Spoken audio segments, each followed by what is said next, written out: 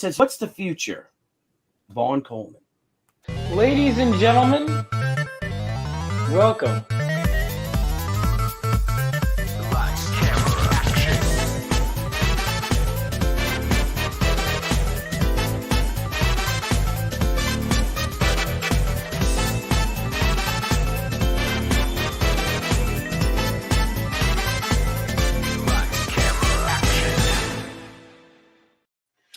What's going on, guys? Welcome back to yet another episode of Vaughn Coleman Presents. I'm, of course, your host, Vaughn Coleman. And before I bring out my guest, I do like to talk about yours truly. So let me go ahead and do that.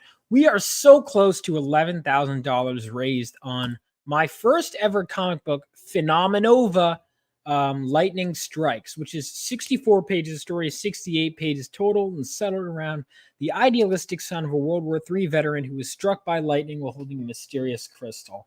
And he finds himself in way over his head when he attempts to fight a supervillain that is totally out of his league. So if that sounds interesting to you, definitely check it out. I'm going to go ahead and link it.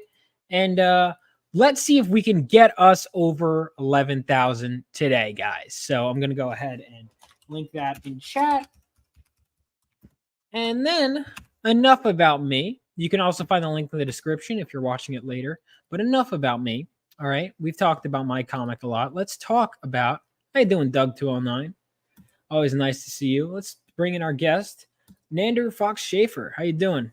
Hey, Vaughn. I'm doing excellent. I'm so excited. I'm so excited for your book. I think it looks so good. And congratulations on hitting 10K and almost hitting 11. I mean, I have no doubt you'll hit 11, and hopefully you can get. I hope so. I know you were talking about that print, that you wanted to get at 15. Yes. So the background right here, 15. Right. Yeah. Right. So I think we'll get it. It'll be a slow crawl, but I think we will get it.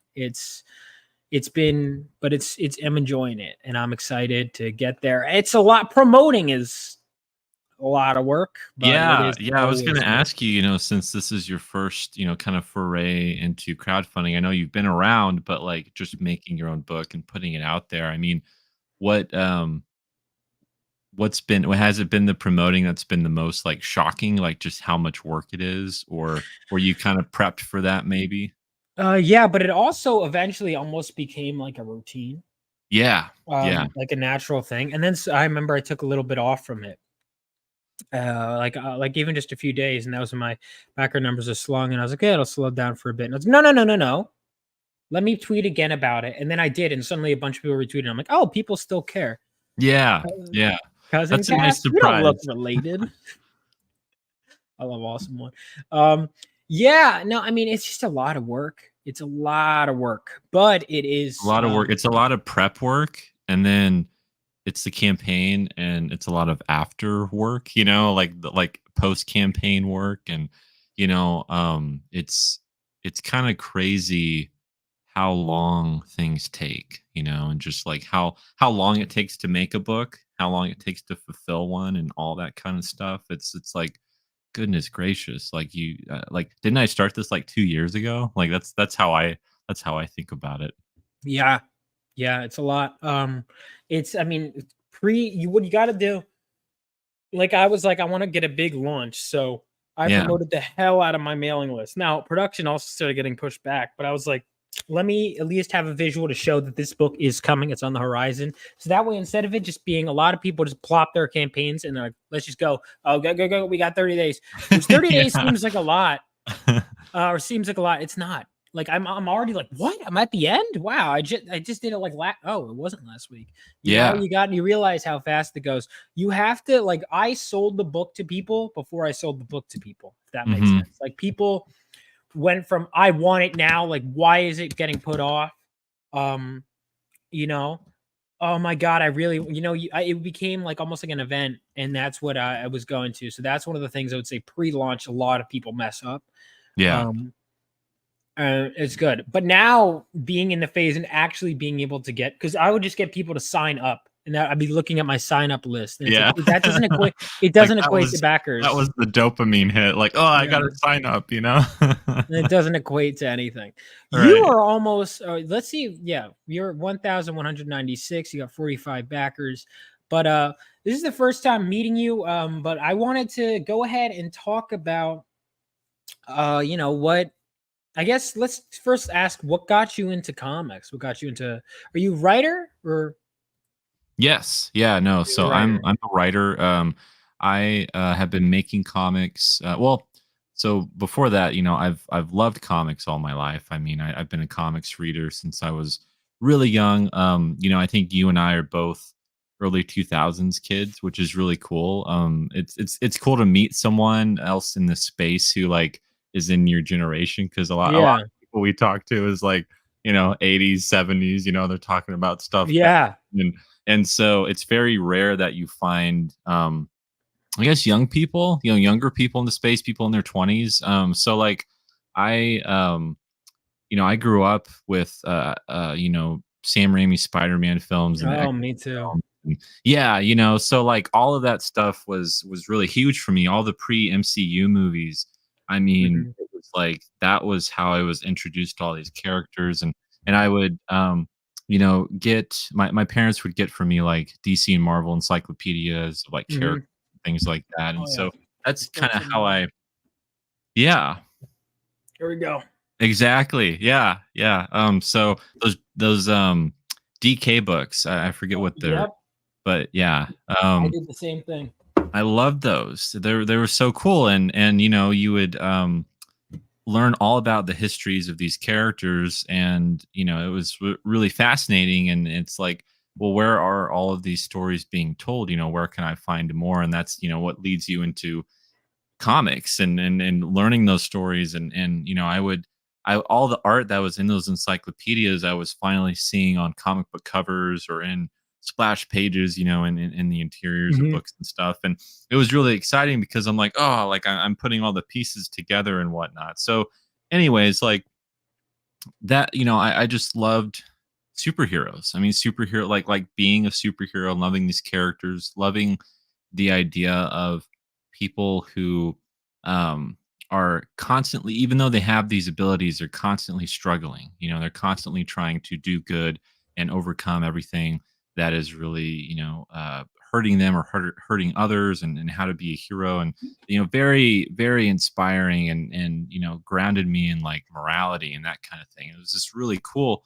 I mean, when you think about superheroes, there's so many great fundamental like ideas that are being kind of laid out that are great for kids, that you're learning about, like how to be selfless and all those types of things. And so um that was just really influential to me. I loved the power of storytelling. I was reading comics a lot. I was watching Marvel and DC movies. I'd watch the Christopher Reeve Superman movies like all the time as a kid. Like it just all of that. My dad was a huge. I don't know if I would call my dad a nerd, but like he shared all of this with my brother and I. It was just huge Mhm. for us. So, we would watch Star Wars together, and the old Christopher Reeve Superman and the Michael Keaton Batman movies and all that stuff. So, that was how I was introduced to all these characters. But then when I started to go to my local comic book shop and started to learn about having a pull list and getting comics, and kind of learning about which characters I really loved, which characters I didn't really care for that much, and all that kind of stuff. It was really exciting because, you start to pit characters against each other. You start to think about Marvel and DC in different ways. As you get older, you think about like how the history's changed, and all that kind of stuff. You start to get frustrated because you feel like things should be this way, or why are they this way now, like than they used Mhm. to be. And the more and more you become a fan, the harder it is to not to start like kind of like picking things apart, kind Oh of yeah. being a little deconstructionist a little bit, as you get older. But um you're trying to, just you start to have tastes, and whatnot. Mhm. So um eventually I loved writing, I love storytelling, and I would write blogs on video game websites and things like that at a really young age, at like 13 or 14 years old. Wow. And I started to just love, like, I don't know, like words, and like the power of words, and how words can kind of change people, and storytelling can kind of change your life, because I started to see it in my own life. I would watch movies or read a story, and I would think about the world differently. And that was just really powerful to me. And I wanted to, I was like, can I do that? Like if I could do that, what kind of stories would I tell? What would I want to talk about? What are the ideas that I would want to um like contest with, and struggle with? And I think a lot of the time writing is just another form of thinking through things, and that's how I kind of approach it. It's like, if there's something I'm struggling with, something I'm afraid of, something I want to talk about, writing is my way of doing that. And so my very first story, I was about 17, 18 years old. I thought of this idea about a character who his powers would change with every passing season, and he wouldn't be able to do the same things he could do before. I was kind of annoyed with the idea that a superhero could only have one power set. Like, what if a hero can like constantly change their powers, and what would that look like? And it turned into, that germ of an idea turned into Seasons, which was my first graphic novel that I crowdfunded on Kickstarter in 2017. Wow. And I have them right here. I can show you. So you were early, right? When did crowdfunding? I mean, I know it started a while ago, but like, when did it, like, Yeah, at that level? man. I really feel like I came in at like one of the earliest times that comics were just to be like starting to become accepted in the crowdfunding space. It was like around, I'd say, like, 2019, 2020 is when it really kicked off, but like 2016, 2017, it was there, but people were like still like, what's Kickstarter? Now everyone knows like what Kickstarter is, or Right. what Indiegogo is, or crowdfunding is. But so for my first book, um, this was a hardcover. It's 116 pages, Holy crap! and it's Seasons Volume 1. Let's see. Yeah, so it's a pretty thick book. It's black and white, but it's kind of,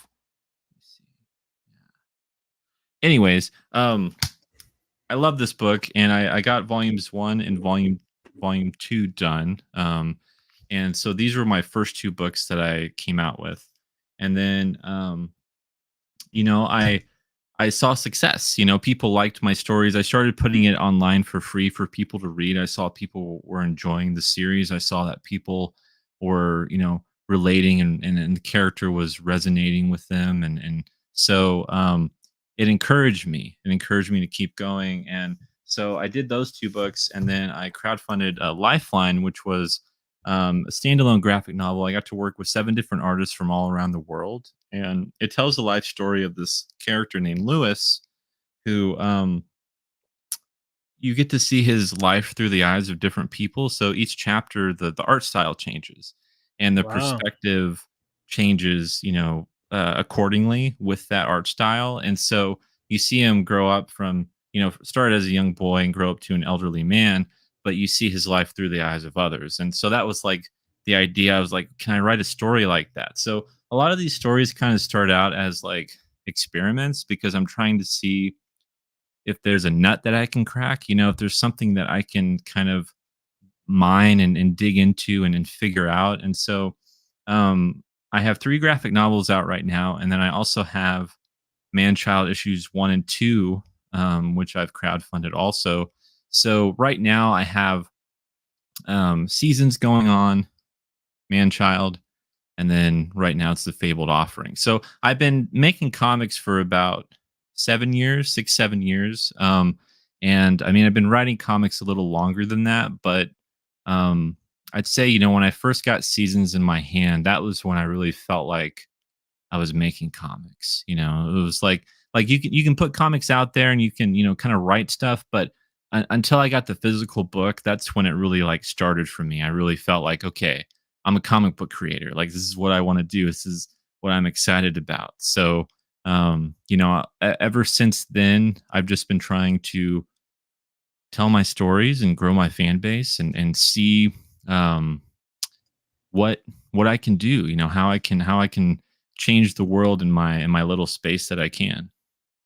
That's so cool, dude. Well, I mean, I had no idea you did that many books. That's crazy. Yeah, That's great. I'm yeah. gonna have They're to give all me a they're yeah. all available on the campaign too. So Around the campaign, do you have a website too, or just I don't have a website. I do have my online Gumroad store where I sell my books. So if anyone wants to purchase my books there, but I don't have an official website. I do have Foxhole Comics is my imprint, and I print all my books under that label. But yeah, I've wanted to do a website. I've kind of waited until I had kind of a nice portfolio, and I feel like I'm finally getting there to that point where, I have enough books, I have enough series, I have enough things that I can kind of woo people with. Like, hey, if you don't like this, maybe you like this.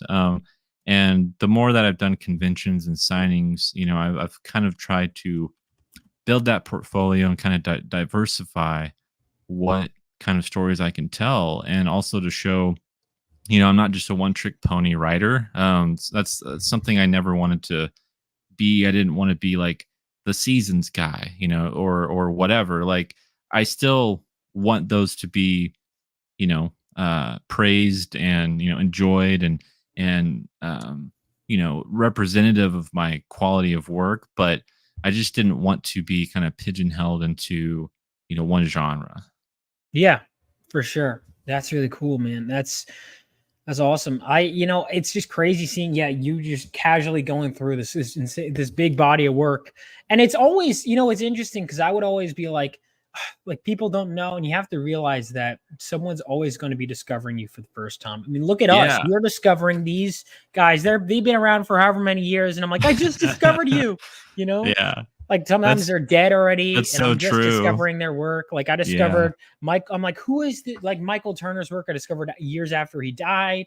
It's Right. you're always but you want to create something that's timeless, and that's the thing. Someone is always going to be hearing about your stuff for the first time.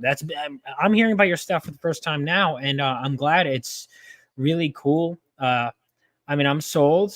That one of the things. Instantly when you started talking, you said early 2000s. How old are you? I'm just curious. I'm 24. Yeah, I just turned 27. Okay. All right, because the way you were talking, I was like, wait a minute. This guy said 2000s. Were you born? And then I'm like, wait a minute. This guy has done this much. I'm like, what? What was he like? He published when he was like 12. Yeah, no, I started. My seasons came out when I had just turned. I was just about to turn 21. So wow.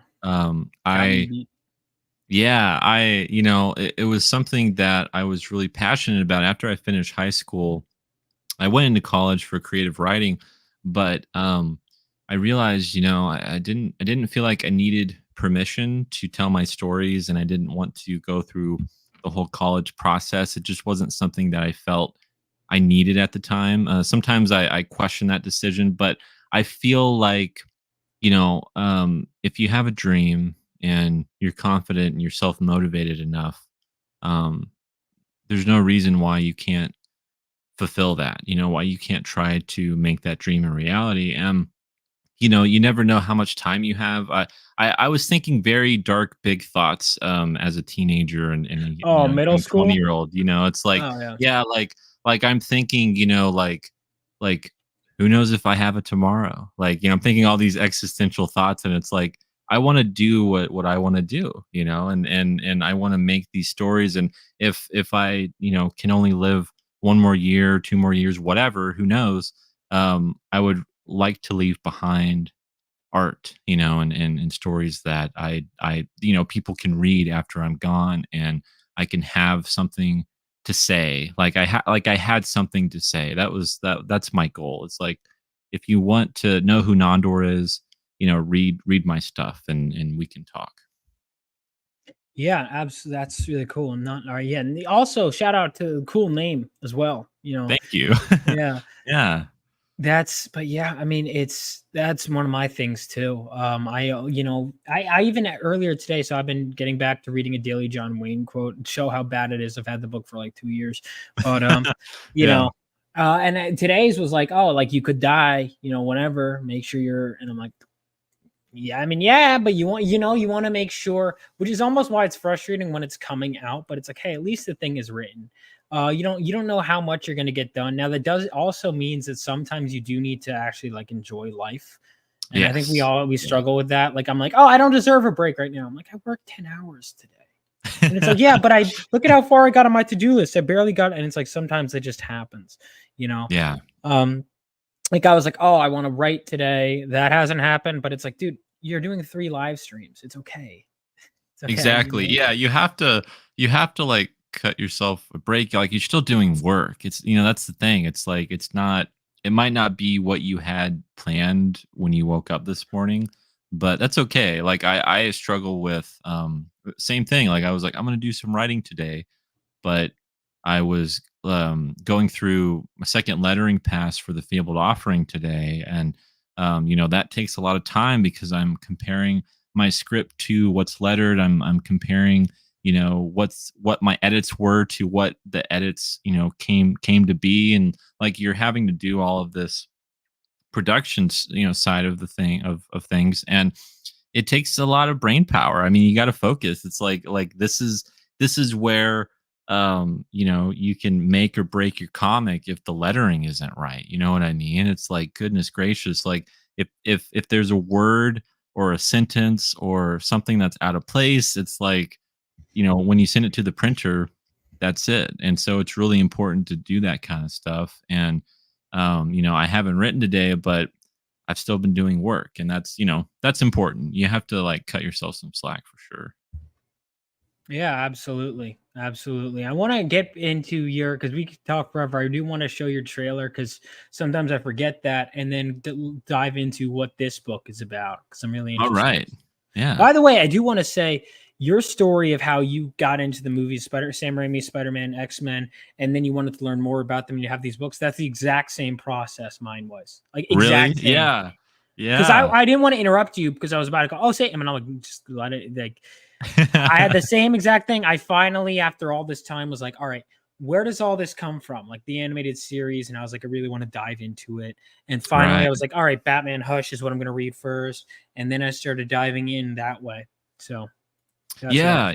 We so we came up like in a time really exciting and really like these broad stroke kind of like output of superheroes, and comics. Like, I can only imagine how people felt, growing up and loving these characters and not having kind of the multimedia facet to everything, like we do now. Like, it's really interesting because I kind of wonder, like, I struggle to wonder sometimes, like, would I have gotten into comics if I didn't have, like those movies? Like, I don't know. Like I it do makes wonder. it makes I me wonder wonder. too. Yeah, because Tobey Maguire and Sam Raimi and what Hugh Jackman as Wolverine, like those are so like iconic. Like it like to remove them from my history would be like Mhm. I don't know if I would like it the same way or be as passionate about it I do or wonder.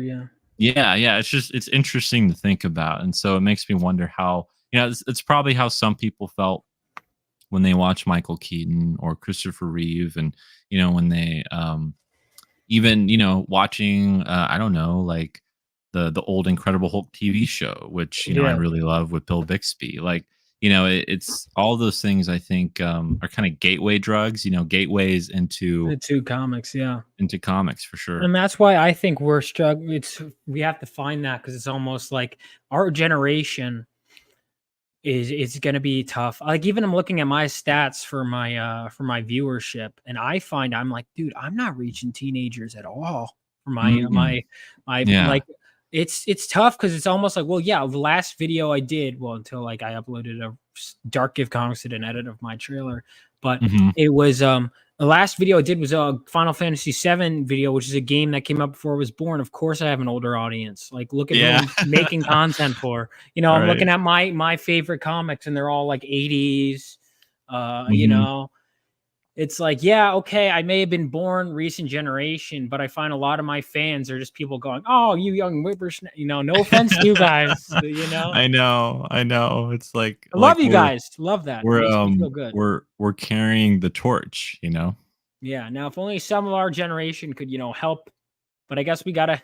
We got to drag them. Hey, here's why comics are cool. Check this out. Check this out. Exactly. But someone had to lead the way for us, and now it's our turn to carry the torch. So let's go ahead and watch this, and then we can continue talking. All right. The Fabled Offering returns for a second chance campaign on Indiegogo. If you weren't able to support the Kickstarter, want to snag one of the variant covers, or just help unlock some stretch goals, now's the time. Fabled Offering is a 44-page sci-fi fantasy one-shot epic about a lone princess on a harrowing quest to save herself and her kingdom. Attempting to reach the peak of Gephyra Mountain while carrying her unborn child, Grand Princess Aurelia will stop at nothing to meet the ancient Sizen aboard their starship, the Aegis. Will Sizen accept her offering? This book was made for fans of Star Wars, Lord of the Rings, Seven to Eternity, Dune, and Dungeons & Dragons. The Fabled Offering is a mature tale about trauma, sacrifice, and the power of choice in the face of fate and destiny. I'm Nandor Fox Shaffer, the writer and creator of The Fabled Offering, along with artists Marco Roblin and letterer DC Hopkins. The book is about to be sent to the printers, and we're planning on all packages to be delivered by June 2024. Since the book is nearly done, the Second Chance campaign is solely to reach new audiences and to see how many stretch goals we can unlock before fulfillment, so there's no risk involved. We guarantee that you will get your book in a timely manner. Will you join Aurelia on her quest? The Fabled Offering now beckons you. All right, good stuff. Good stuff. That's really fun. That's really interesting. So, what is your story about? Yes, so kind of as I alluded to in the video, it's a character-driven narrative about Grand Princess Aurelia on her quest to Mount Gephyra, which is this mountain that the ancient deity Sizen,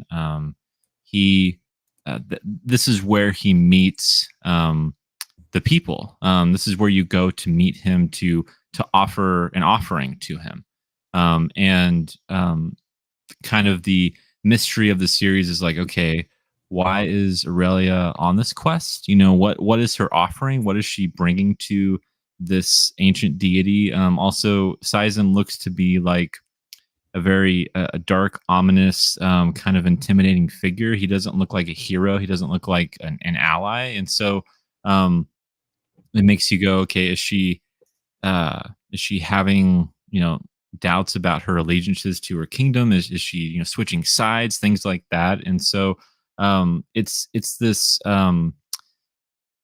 it's a story about impossible choices and how you overcome those impossible choices, in the face of, destiny. Like, you're destined to be this thing. Like, Aurelia is this warrior princess, but she's just gotten done fighting this huge war. She's won, and she's taken her kingdom to peace, but now she feels, she fears the quiet. She fears not being that warrior anymore. And so, all the while she's on this journey, she's also pregnant, and she's taking her baby along with her, with no allegiance to her kingdom. Like you don't see anyone helping her. It's just her alone on this quest. And so that's that's kind of some mystery there of like, okay, why is this happening? Why is she alone here? Why is she pregnant?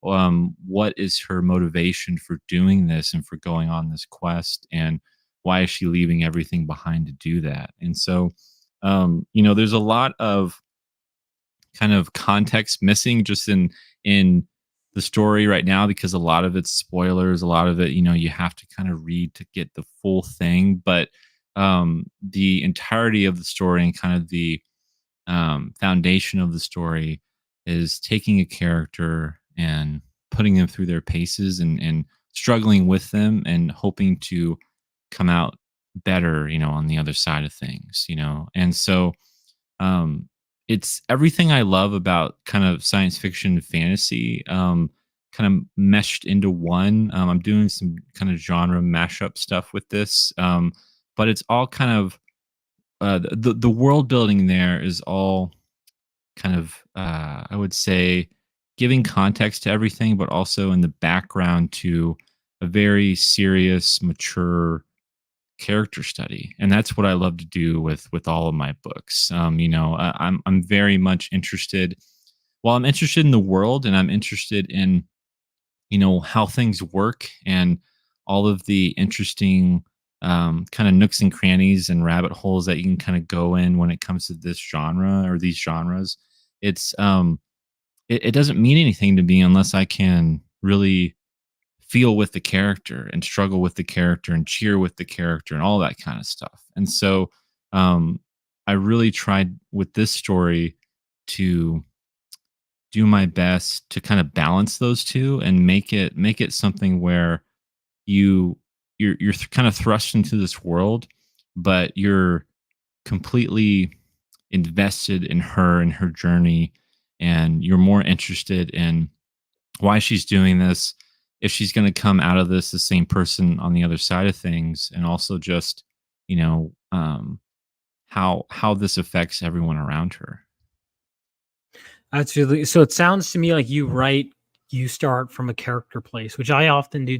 I find, well, even if I have an idea for a story, I find it starts, even if it ends up not being the main character, I find often I start with a character or something. Yeah, I think I do. I think I'm always trying to think about um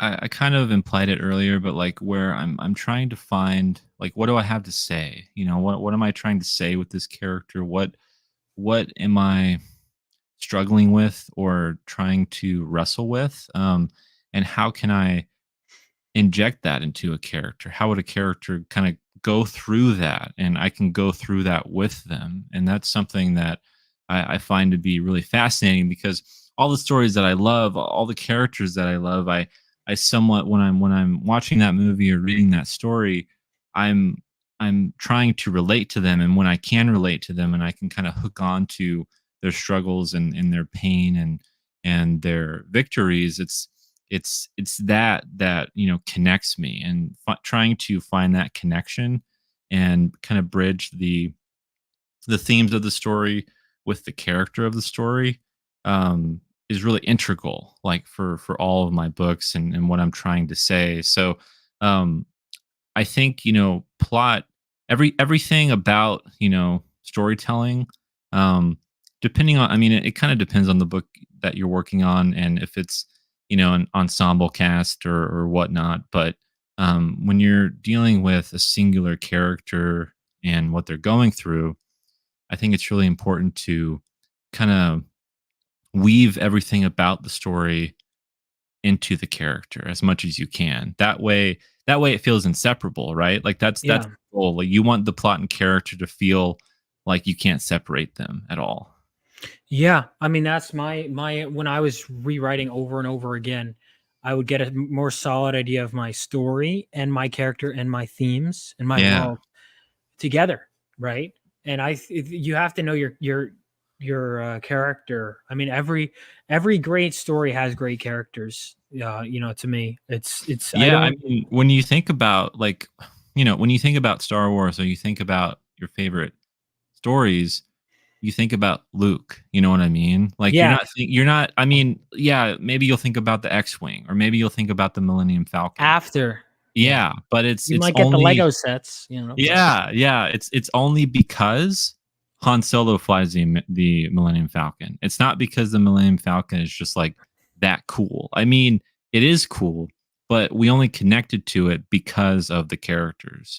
So, yeah, it all kind of goes back to, you can have the most amazing visuals, you can have the most amazing art, you can have the most amazing world, but like you just want to be with Frodo and Sam, on the road to Mordor. Like, yeah. that's who you care about, right? Yeah, everyone has favorite Lord of the Rings characters, and yeah, you could have favorite places and stuff, but that's not the first question people ask. Right. Uh, Yeah. I mean, there'll probably be something like Greenie would ask. I don't know, but like you'd have to be like a mega nerd. Yeah, she would ask But that. yeah, but I wonder if she doesn't speak those languages. I don't know if I should ask her about that. But yeah, I mean that stuff's key, right? It's crucial. It's important. Yeah. So I Yeah. think that I like when I would write, like, yeah, I was set 20 years after World War III. That's interesting. But what I spent my most time on was keep getting it until my character feels solid, my themes, the backdrop. We got that. And we want Yeah. to wave it in a way, explain the backstory of the world. Okay, great. but that's not where I spend most of my time. There's plenty about the world history I don't know. The worst thing you could do is not tell us anything about your character. Right. Because Yes, often I exactly. find a trope of bad writing I find is, oh, my character's mysterious. But then if you don't say anything, then I don't care.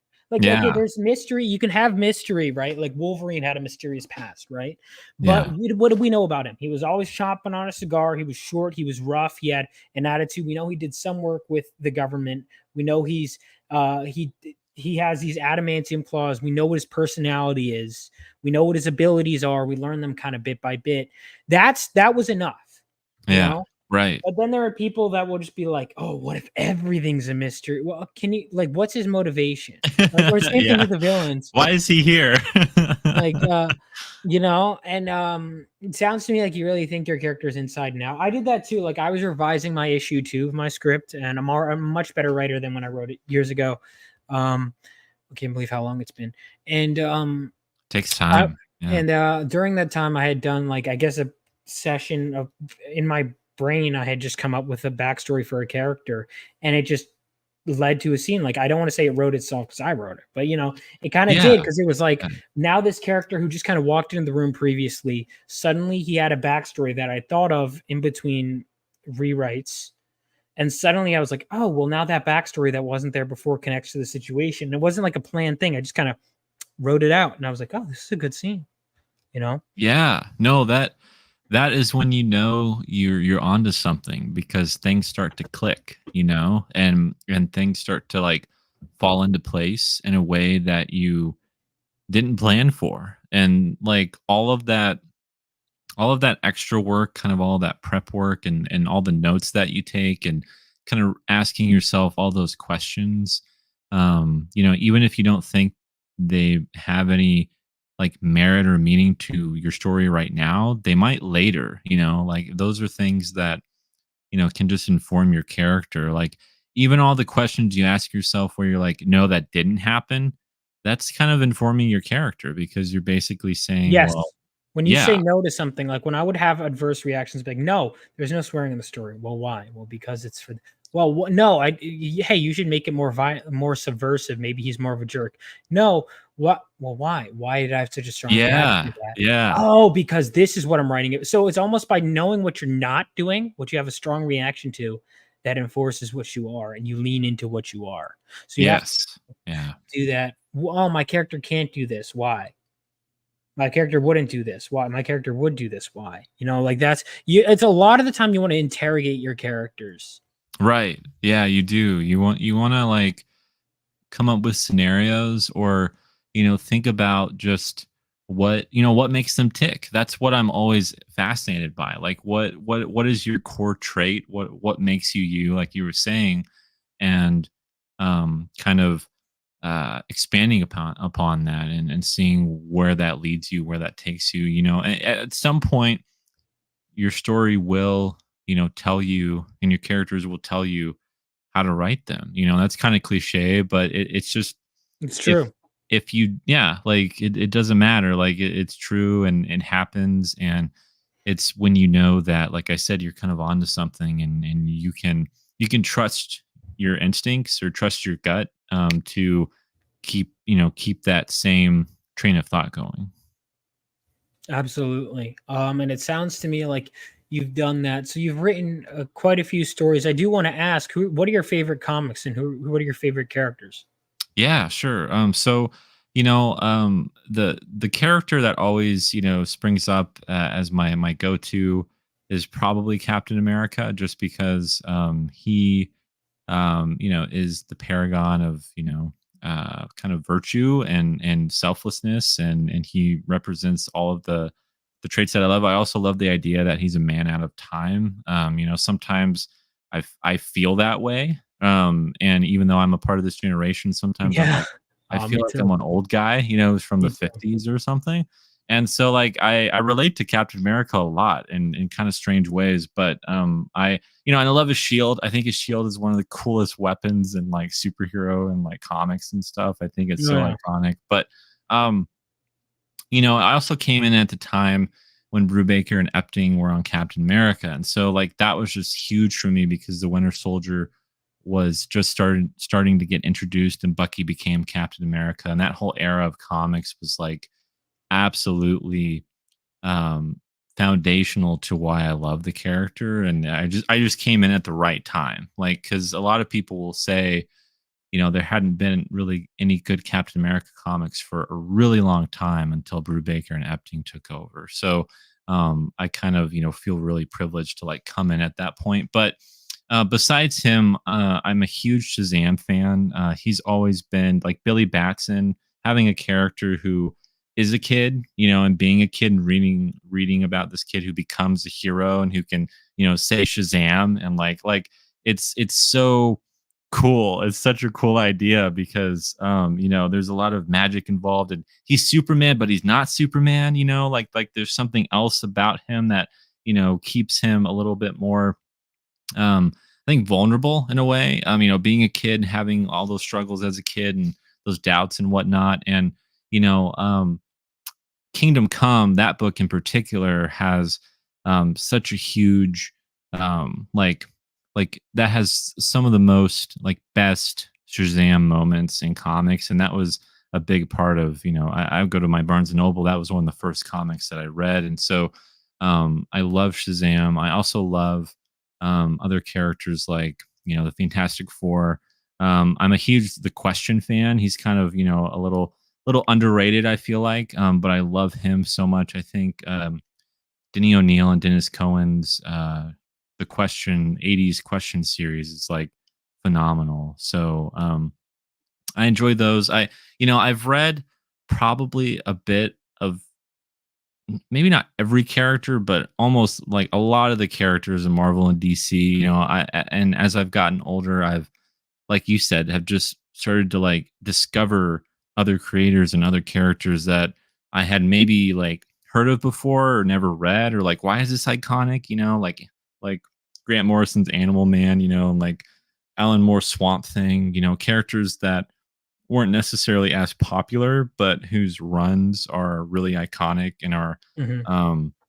classics, like modern classics or whatnot. So, I've have definitely, I probably have like, I don't know, 20 to 30 short boxes of, comics. Like, so, I have a lot, and I have, even more graphic novels too. So, I still go to the comic book shop regularly, and pick up stuff. And I'm always, I think indie comics, and even like in the mainstream, like Image or Mad Cave or Boom or whatnot, I think they've definitely done a really great job at diversifying what kind of comics stories can be told. And like, you know, people like Ed Brubaker, who wrote Captain America, he's done so many things with Image, so many great crime stories.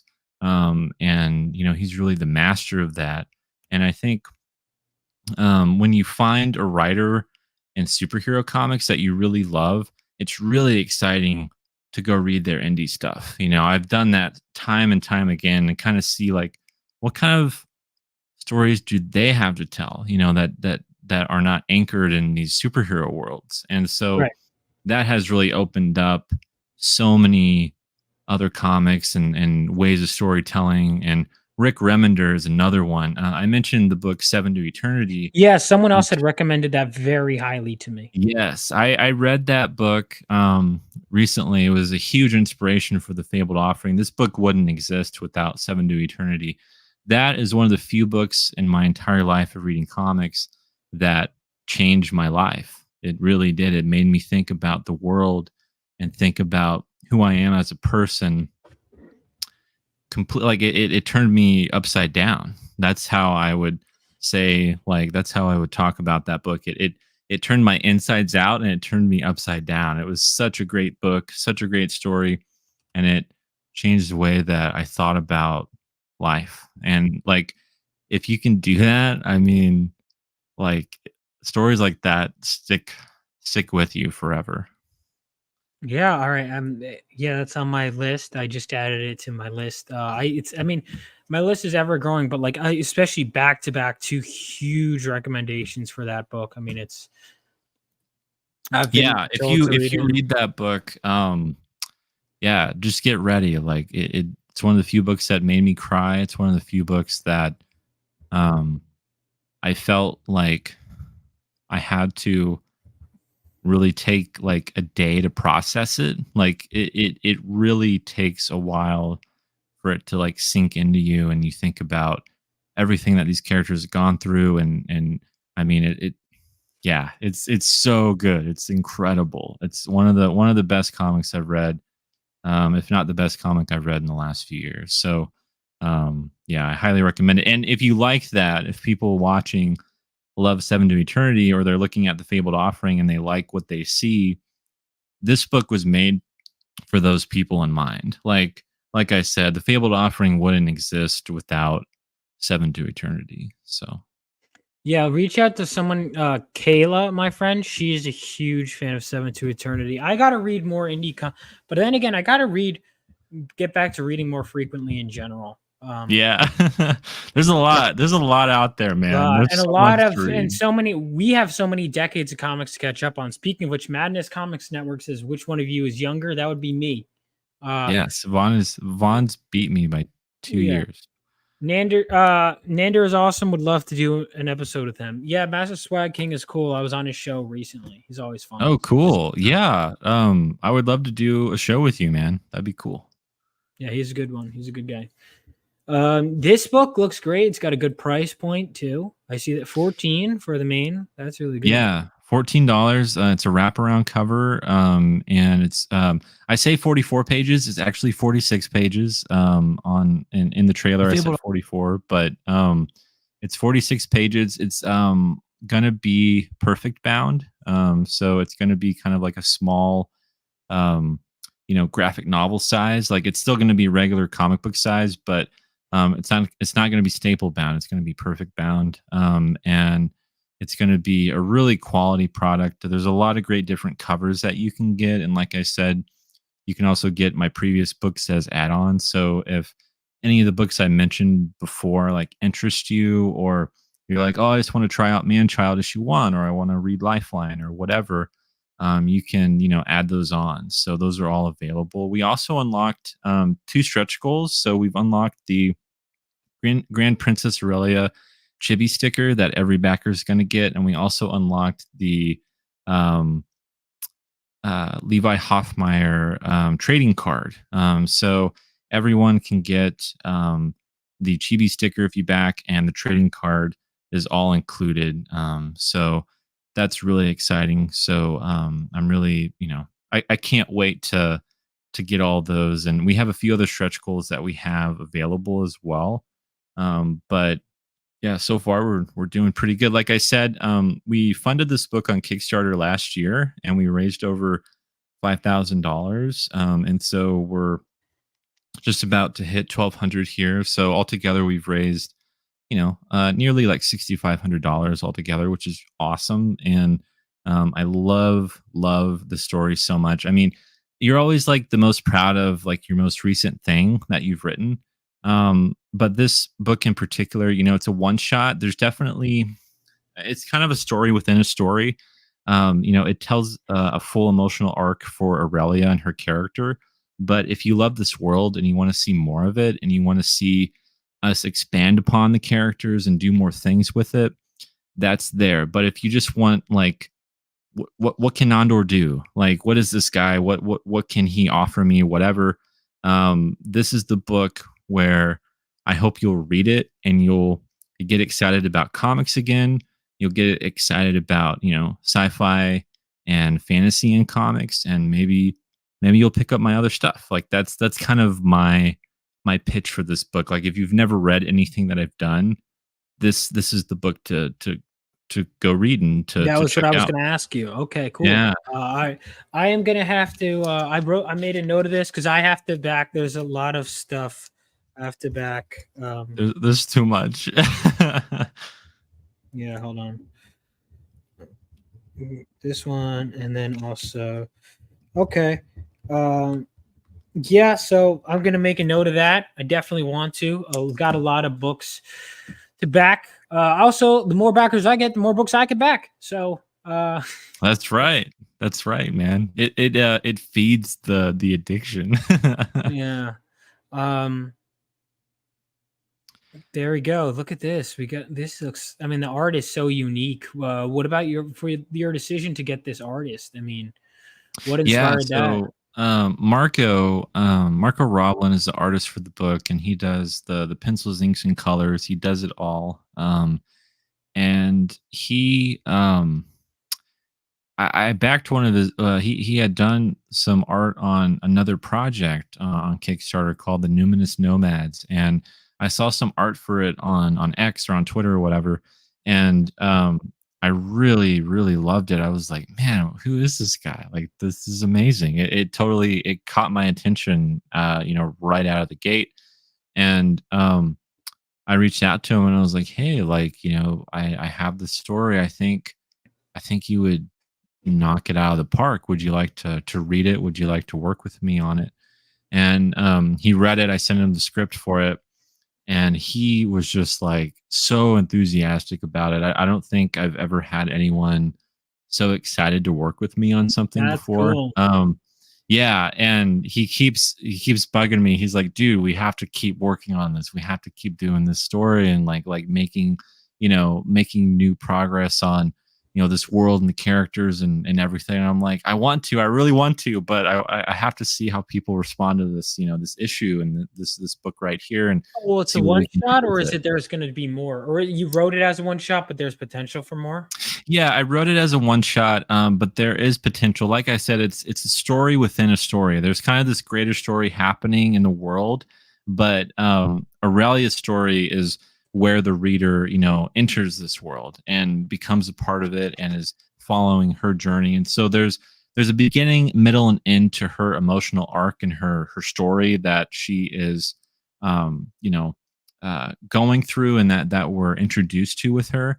But by the time you get to the end of the book, my hope is that you'll be satisfied with that, but you'll also be like, damn, I want more of this. Like, this is really cool. So that's kind of where I have it. Like, it it tells a complete story, a complete emotional arc is what I say. And then if you love this world, if you want to see us play in it more, play in the sandbox more, then we can definitely do that. That's it, and it's the thing is, I mean, I guess it depends on what you say, like, because obviously, if you're thinking in a story like this, you have a definitive end. But when you say an emotional arc, that's great because people ask me if my first comic is self-contained, and I'm like, because it's not as simple as like everything comes together and is done, but it's like Yeah. he has an emotion. Like I was like, I want the character to start and end here. That is an arc. Right. Now it's an Well, arc within an arc, right? So like yeah, it completes exactly. a hero's journey, but it's not his like so he doesn't have his full superhero costume. He's not where he's going to be by the end, but he finishes this arc. So it's like there's always like arcs within arcs within arcs. When you write, Yeah. I feel like Exactly. That's why it's like I said, like it's a story within a story. It's like a character study within a grander story. Um, but I wanted to write something that I wouldn't necessarily have the reader feel like if I was never able to do anything else with this world and this character, this would be a great ending. Like I would be satisfied with this ending and with the potential for more, but not necessarily promising that, like that's not what I didn't want to start a whole new series. I didn't want like people to feel like, oh, I have to get in on this, this thing that is, who knows when it's going to end. It's going to take forever to finish and whatever, because crowdfunding, you just never know sometimes. And I have these multiple projects that I'm juggling, and so I didn't want to put more on my plate or more on my backer's plate. It's like, oh, like, which book do I back? Do I back all these that Nandor has, or what do I do? And so I really wanted to do a story that I would be satisfied with a beginning, middle, and end with this character. But I wanted to leave it up to the readers to tell me rather than me going, there's going to be more of this. I want the reader to tell me I want more of this. Like that's my goal with it. good. Yeah, I definitely am gonna back this. Remind me too, especially later on, as like don't be afraid to just be like, hey, we're closing, whenever. Sure, Um, sure. In case I don't, that's what I'm wondering too, is because I want to do multiple. So my goal is I want Phenomenova to be ongoing, and then I'd love to juggle multiple projects. But first, I need to, have the resources and the fan base to do. Yeah, right. The thing is, I say I have a fan, but I would say, I guess I, as a person, do. I have potential, but until I get the reception back, and then I get issue 2, then maybe we could start talking other series. Yeah, right. Like that's the thing. Like I went into comics really hard. Like with Seasons, like it's going to be 4 volumes, and and they're going to be hardcovers, and it's this huge like 400 or 500 page epic. Like I know I'm doing that. I have my epic before me, and I have Manchild, which is going to be 6 issues. I have the first 2 issues out right now. And so it's like those were things that I had a story to tell, and I wanted to tell it, and it like success or failure wasn't really like a thing for me. I was like, these are going to be made like either way. But with the Fabled Offering, I approached it differently, where I was like, I would love to do more with this. I think it has potential for more. I think the world is really interesting, and this is kind of an appetizer for that world, but it's also a full meal for a character. So it's like, so it's kind of a pitch for more while being a complete story that tells, its own, like I said, emotional arc for Aurelia.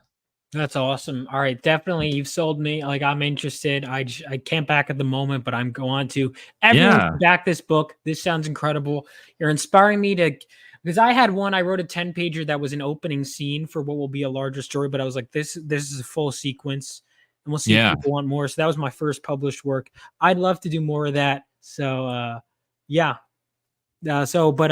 inspiring me, man. You've done so much. We got to keep in contact. It's nice meeting more youngins, that are into comics. I would love that. We should we should have a show that's like the I don't know, the millennial show or something. I don't know. Oh, wait, hang on. I'm Gen Z. Wait, are we? Yeah, are you Gen Z? Okay, I'm Gen Z. I think 97 might be the cutoff point. Is that the cutoff point? All right. I think, So I'm like both. I don't know. Gotcha. Yeah, I'm 99. So yeah. But either way, imagine being born in the 20th century. Or wait, no, the 21st century. Yeah. I was born in the 20th century. Yeah. I know. It's weird. It's weird to think like for me, like, people that were born, in the early 2000s, like, they're if they were born like in 2000, like they're 24 now, because it's 2024. And it's like, it feels as you get older, it's something that you just start to realize, and you start to, realize that, man, I'm not as young as I thought I was anymore. It just changes. And you're not, that feeling of reading comics all the time or playing video games all the time. It starts to change a little bit. You're like, wait a second, am I still the same age, or like what, am I a man-child? Like that was a huge inspiration for Man-Child. Doing that series was like, okay. I wanted to do a story about a character that, was stuck, and felt stuck in his life. And I have felt that in many ways, in different ways. It's being a fan, being a comic book fan, being a fan of pop culture, there's a balance act that you have to kind of play with, have a dance with, where sometimes fantasy and like these characters, they're just so much better than reality. You just want to be absorbed in that world. You want to be transported, you want to escape, and like that's such a beautiful thing. But it's also a scary thing. I think it's a scary thing because you start to kind of check out. Yeah, you start to check out from what is real. And I mean, that's a whole philosophical conversation on its own of like what is actually real. But like it just makes you think about how we kind of absorb all this information and absorb these characters, want to be these characters, and how that influences us in our real life. And I think that's really, really cool and fascinating. Yeah, man, that's awesome. Let's see. I've known Nandor for Nandor. Nandor. I missed Wow. him. I missed him. Doc Blaylock interviewed me on his show, but I'd love to meet him eventually. He's a cool dude. This is, and that's one of the good things about comics networking is you meet so many people. Had you not reached out for this incentive, we wouldn't have talked, we wouldn't have met. I mean, I'm sure maybe eventually, but the point is, where are you even from, by the way? I'm from New Jersey. Yeah, I'm from Missouri. Yeah. Okay. Yeah, So I've never been. I don't know. Maybe we would have met at a convention at some If point. possible, but either way, yeah, coulda, woulda, shoulda, doesn't matter. We're here now, and that's all that matters. This book looks really good, man, and I'm interested to dive into some of your work. It looks really interesting. Yeah, that's one of the things. It's almost like you find an indie comics creator with like a lot of stuff. And hold on, looks like we just get a new backer? Or maybe someone just went and bought something extra. Either way, awesome. Got more money. Hey, we got over 1,200. That's awesome. So make sure you check this book out. Where can everyone find you? Yes, I'd love to have you on again, by the way. Oh yeah, no, I'd love to be back on. You can find me on Twitter. It's at Nandor Fox. You can also find me. I have my own YouTube channel called Foxhole Comics, and I do like some video essays, and sometimes I'll do some live streams and stuff. And then you can also find me on Instagram at Nandor Fox. I do want to push everyone, if you follow me anywhere, if you do anything, please subscribe to my newsletter. It's foxholecomics.substack.com. That's where I update everyone the most frequently about projects I'm working on, and character reveals and cover reveals and all that kind of fun stuff. So if you kind of want to get some more, I'd say more like, personalized access to me and what I'm doing, following me and subscribe to my newsletters is the way to go for sure. Is that in your link tree?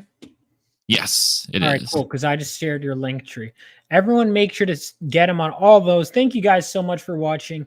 Normally, I close with my main trailer, but I'm going to close the trailer that Dark Gift Comics just did for me, and then I'm going to be on another channel who I think is live right now. So that's part of why I got I had 2 shows back to back, and then it was like someone else at 8, and I'm like, oh, I could do it. And then I'm like, oh man, the guy I'm interviewing is actually really cool. But I told this person, but it's yeah, it's great having. It's great. I honestly didn't know anything about you. I just saw the cover, so I was like, oh, and then I was like, oh, can I get a picture of you? I'm like, oh wait, this guy looks who's my. Yeah, I know. I can't. I'm Irish, but I can't do the Irish goodbye. I'm not very good.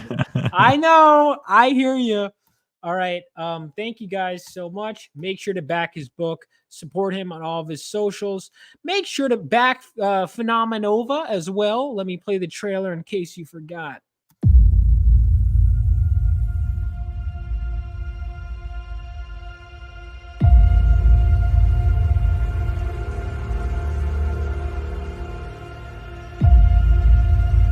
When the whole world was dragged into World War III, brave men like my father fought on the front lines. And they weren't alone. That was 20 years ago. Now it's up to us to carry on their legacy.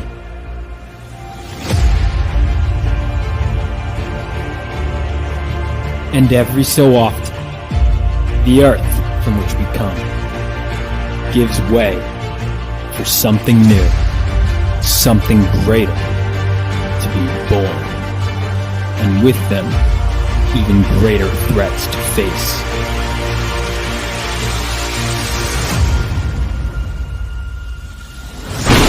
Bring it on!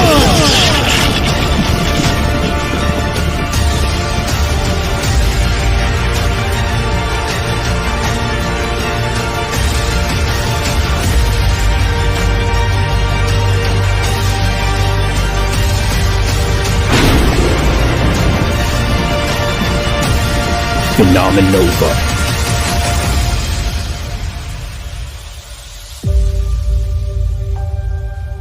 For you, Dad.